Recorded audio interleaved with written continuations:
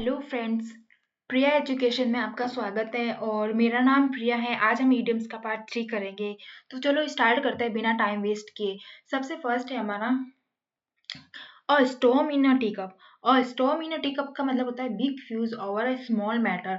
मतलब कि कोई बात का बंतंगड़ बना देना या फिर राई का पहाड़ बना देना।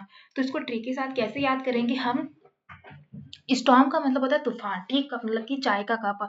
कोई हमें बोले कि ना चाय के कप में तूफान आ गया, क्या हम उसकी बात मानेंगे? हम बोलेंगे क्यों खामखा बात का बंधनगढ़ बना रहा है, क्यों राय का पहाड़ बना रहा है, कोई चाय के कप में तूफान कैसे आ सकता है? तो हम उसे ऐसे बोल सकते हैं ना। तो इसका मतलब होता है a big fuss over a small mat. हम इसको ऐसे याद रख सकते हैं। स्टॉर्म मतलब कि तूफान, टी कप में चाय के कप में तूफान, तो उसने बात का बतंगड़ बना दिया ना। ऐसे हम इसको याद रख सकते हैं। फिर हमारा आता है अ सैक्रेड काउ।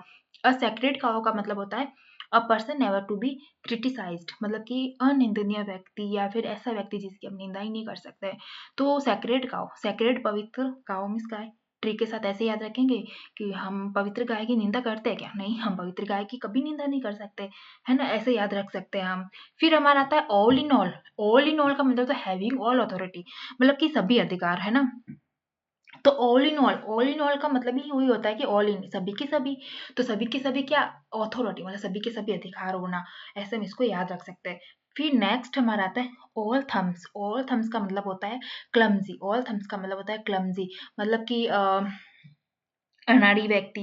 तो वो ना जिस उसने मुझे ना थम्स बताया, वो बहुत ही क्लमजी व्यक्ति है वो, है ना। ऐसे हम इसको याद रख सकते हैं कि उसने मुझे थम्स बताया, वो सब दिन मुझे थम्स बताते, वो बहुत ही क्लमजी है, वो सब दिन मुझे थम्स बताता रहता है, सब दिन बताता है। तो वो क्या है? क्लमजी है। वो क्या है? क्लमजी। ऐसे इसको हम याद रख सकते हैं। फिर हमारा आता है अ बी हाइव। अ बी हाइव का मतलब होता है बिजी प्लेस, मतलब कि कोई व्यस्त जगह, कोई व्यस्त स्थान। बी हाइव कैसे इसको याद रखेंगे? बी का मतलब होता है मधुमक्खी, हाइव का मतलब होता है छत्ता। तो मधुमक्खी का छत्ता, मधुमक्खी का छत्ता, बिजी प्लेस, मतलब कैसे याद रखेंगे?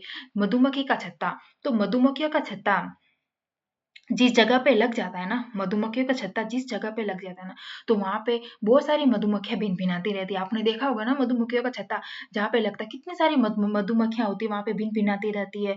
तो वहां पे क्या होता है फ्रेंड्स? वहां पे एक बिजी प्लेस बन जाता है, व्यस्त जगह बन जाती है मधुमक्खियों की।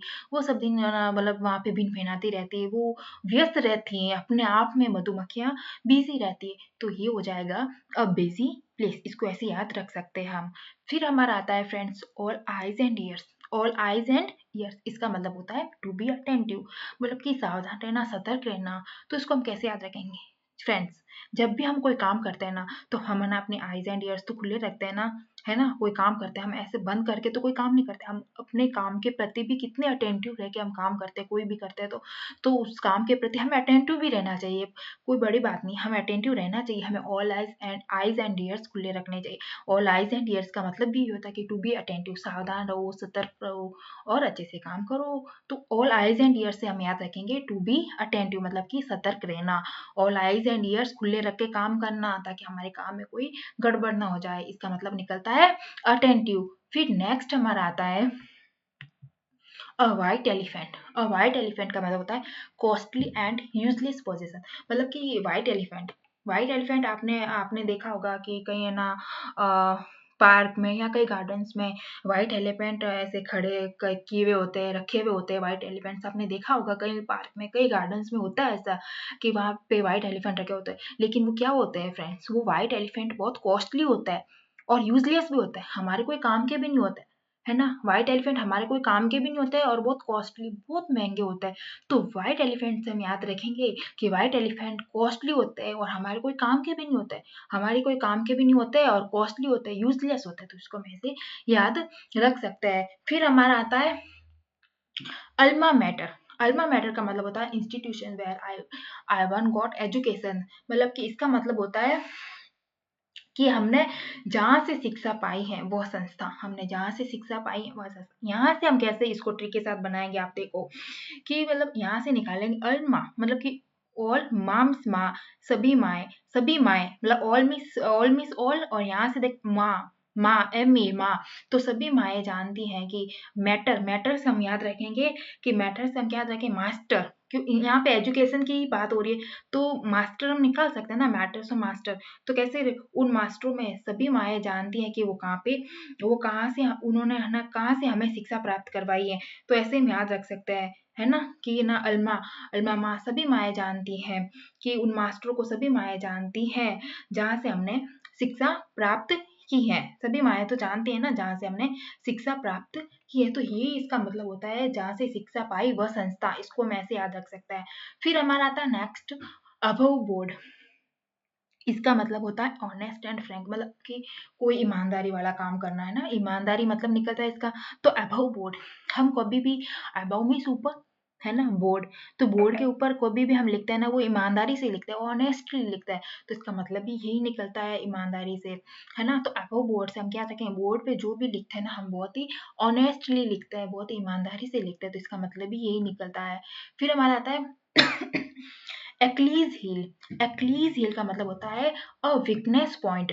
इसका मतलब होता है अ वीकनेस पॉइंट। इसको हम क्या, कोई ना मतलब कि कमजोर पहलू, कोई कमजोर बिंदु, है ना, इसका मतलब यही निकलता है। तो हम इसको कैसे याद रखेंगे, यहाँ से देखो, हम यहाँ से हम लेंगे कि यहाँ से एक्लीज मतलब कि यहाँ से हमें चील लेंगे, यहाँ से चील लेंगे, चील की हील मतलब कि चील की एड़ी होती है ना, चील की एड़ी, तो उसको उसकी जो ना सबसे मतलब कमजोर बिंदु होता है, चील की एड़ी होती है ना, वो उसका ही सबसे वीकनेस पॉइंट होता है। मतलब कैसे, हम चील की एड़ी को अगर एक पत्थर भी मार देना तो वो नीचे गिर जाएगी, है ना, तो वो नीचे गिर जाएगी। तो इसको हम ऐसे याद रख सकते हैं कि चील को हम, चील की हील मतलब कि चील की एड़ी को हम एक पत्थर भी मार देना तो वो ना नीचे गिर जाएगी, मतलब कि वीकनेस पॉइंट उसका, चील की हील बहुत ही मतलब कि वीकनेस पॉइंट है। ऐसे हम याद रख सकते हैं इसको, कि चील की हील, चील की एड़ी है ना बहुत ही वीकनेस पॉइंट है।